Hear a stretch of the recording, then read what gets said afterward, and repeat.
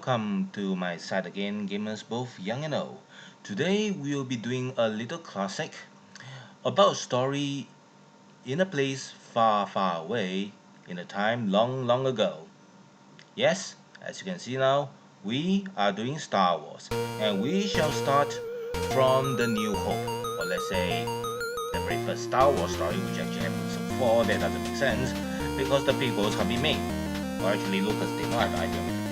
But what the heck? Now let's have a look at this, and we are being entertained by the background music, which is the Star Wars theme that we all love. Now I know the side screening over here is kind of bad.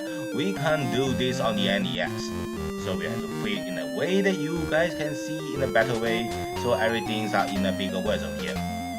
Yeah, get used to it. Alright, now as you can see, this is a very complex game, and those who actually try it actually broke their fingers, break their heads, actually lose their minds while playing it.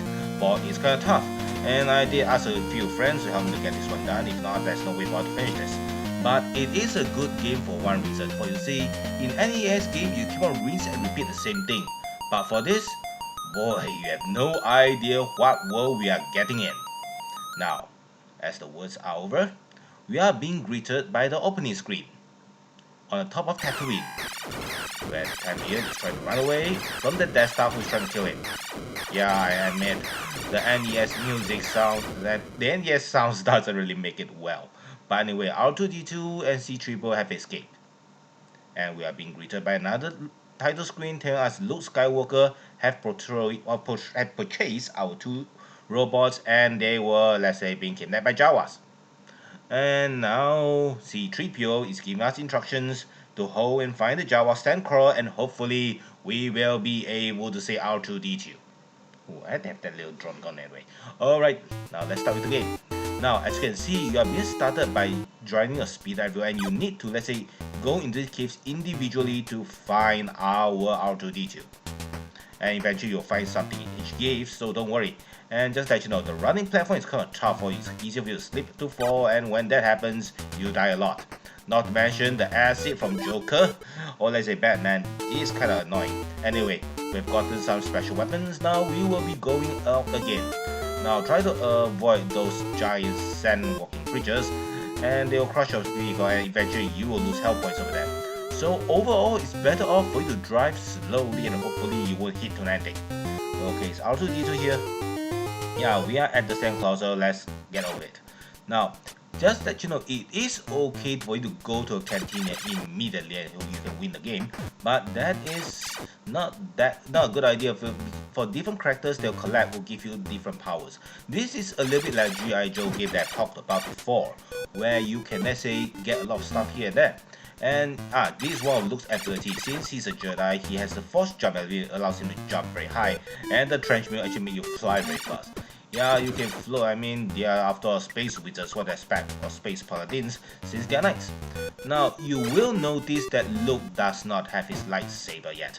Well, that will take some time. He need to, let's say, get some time to, let's say, find Obi-Wan Kenobi, then you get a lightsaber.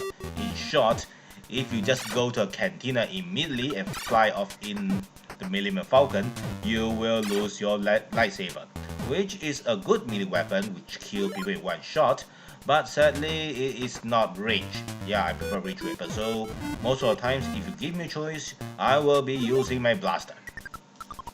Okay, and don't worry, you'll be getting better blasters later. All you have is this pistol version of blaster, and just let you know, the platforming is kind of annoying. And now, it is funny, strange that the Sandcrawler can be this big, right? Yeah. After I know the Sandcrawler is a big vehicle, but this is a little ridiculous. Now, just want to point out something that you guys may not know. What gave Lucas the stupid idea of making a vehicle like a Sandcrawler? It doesn't even make sense. Now, actually, there's a lot of influence from Star Wars they got from Dune. Oh, we saw the Jawa, and there is our little R2-D2. And since Dune is one of, let's say, epic stories, and they are infamous Sandcrawlers, or let's say Sand Desert Mobile refineries are very famous, they were the listed influence of Sandcrawlers here. And do notice Tatooine is a little bit like Akaris, and thankfully we don't have sandworms here. We do have these sand raiders. We try to shot me over there with a few misguided projectiles, and they were actually the version of Furman. Now, let's go. Hopefully in here we'll be able to find Obi-Wan Kenobi. Yeah, the jump is kinda tough. Oh my god, rolling rocks. Yeah, this is a Lucas game. We are doing Indiana Jones. 1, 2, 3, here we go. Alright, here we go. Yeah, I got a virus, what the hell. And it's not the virus yet, so don't worry. Okay, here we go. We are jumping up and hopefully, yeah, these are the toughest platforms over here for they are very small and it's easy to drop. And I hope actually they do not put in the acid over here, for it makes things really difficult for you to run around. And yeah, oh god, we have sandworms here. Now just let you know, a lot of pitfalls are kinda bad, cause once you fall, there's no chance for you to recover, so you need to be careful where you jump. Yeah, it's that bad. And wow, there's one guy in the sand, man. Okay, and yeah, his projectiles are not helping him. Okay, let's keep on going and see where we can find. Alright, oh, I didn't expect you to be able to run. And these guys aren't that scary to know how to say avoid a projectile. Just stand there and not move. Thankfully, throughout this game, you can, let's say, collect a lot of lives, which can be useful. And I have to let you know, the life bar is not helping. See? One drop on it and it's more than half is gone. Oh my god, Sandcrawler. Thankfully, he's not armed with his pipe guns. And all he has is his stick, and how come there's so many mummies here? This doesn't even make sense. After all, it's an NES game, they try to, let's say, make the game much more playable. And just let you know, this is kind of a satisfying adventure if you can, let's say, make it through. Most of us don't make it through. Yeah, I know that. Okay, and we got 2 Millennium Falcons, which will be useful later because that is actually a ship's hull that can, let's say, allows you to have more mistakes when you're flying your ships. Okay, taking all these mountains, and where are we now? Okay, we didn't find Obi over there. Let's go and find the other place. Now, speaking of Obi-Wan Kenobi, based on what I heard of the original drop, Obi-Wan was actually planned to be one of the drones. Yeah, one of the clone warriors, which is... What do you say? How the heck do I mean by should he be a Jedi?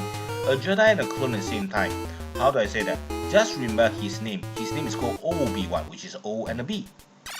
R2-D2, I mean, it is a way of putting out names that actually makes well like standardizing, or let's say naming a machine as a non-person. It's not a person's name, you can see that. It has that feeling over there. That's why there is a rumor saying that Obi-Wan was actually a clone over there. And not to mention, he is a hero of the Clone War, so live with it. And he's not in here. Let's go and find the other caves. There are lots of caves over here, just put it this way, okay? So let's live with it. And remember, when you're driving your land speeder, make sure it does not speed up too much. You'll be ramming into a lot of things that you don't want to ram into. I think it just came back here, right? Alright, yeah, I did came back here, so what? And just let you know, if you visit the cave, make sure you don't visit the cave because it's kind of tough of that. Wow, there are even turrets here trying to kill me. And you can see, actually the land splitter is gonna die soon. I'm running out of life points over here. And you can see the life point actually is shared by the character himself. So if I die, I blow up, and thankfully I still got 4 more characters to be used over here. And there are lives here that's kind of helpful. Okay, be careful before you jump. Take out the sandworms. And you can see the blaster is kind of effective. It does, let's say, it does its work, but make sure that you, let's say, rapid fire it. Okay, got more lives. Thankfully, these life supports are everywhere. If not, this is gonna be a strain. Okay, and if you're gonna make a long jump, make sure you run. And make sure you look before a leap, cause see? Another dead spot over there. Okay, he's not in here, so where the hell could he be? Miss you. Let's go down. Okay, speaking of this, I think next time we should be doing the Dune game. The new movie's coming out this year, and hopefully we can, let's say, watch it and let's say have a review about it. Okay. Oh my god, another sandcrawler. You do notice the sandcrawlers are a few times taller than me, right? Actually, they're not that giant if you just put it this way. It only makes that, I mean, they purposely do to make the sandcrawlers much more threatening. And just let you know, they're just local natives that can easily be killed. Most of the times, stormtroopers don't even bother to deal with them. and the locals can actually put out a fight with them, and they were not well trained in combat. So Central people are not a threat to anyone, or let's say big civilizations, which is kind of strange because their counterparty during the Furman are a threat and actually sort of destroy the universe, or let's say all known civilization due to their fanatical madness. Okay, let's get the other guy. Yeah, yeah, this sounds a bit racist for me. Let's say kill all the let's say Sand Raiders, but on the other hand, just know that these people, their civilization, their behavior actually makes them very hard to get along with others. And since they don't get along with others, why do we bother to get along with them? Alright, now we are back on the speeder, and hopefully we can find Obi-Wan. I know this is a long trip and this is a long game. We have already passed our, let's say, 10-minute quarter. We should be able to find Obi-Wan now. So just let you all know, this is actually a 3-parter. Yeah, I made this single game the trilogy soon. And just let you know, actually it is worthwhile because you can see throughout the adventure there's a lot of places to go to, a lot of things to see, and a lot of bugs to attack me. I have no idea why they're doing this, but yeah, it's worth the while.